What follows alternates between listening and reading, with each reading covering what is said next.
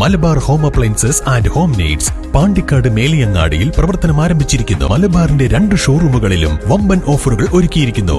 എല്ലാ പർച്ചേസിനും 5% മുതൽ 60% വരെ ഡിസ്കൗണ്ട്.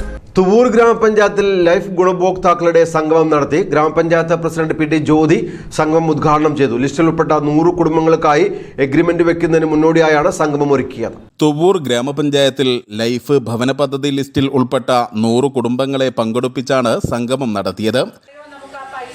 കിട്ടുമ്പോൾ അത് തിരിച്ചു കൊടുക്കാം.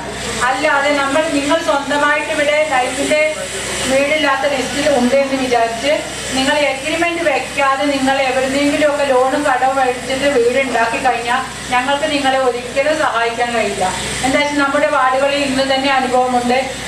ഇപ്പൊ ഈ 2 മാസം കൊണ്ട് ഇപ്പൊ തന്നെ വീട് വേണമെന്ന് പറഞ്ഞ് വീട് കയറ്റി ലൈഫിന്റെ ഇപ്പോഴത്തെ നിങ്ങൾ ഇരിക്കുന്ന ഈ ലിസ്റ്റിലുള്ള ഒരാളാണ്.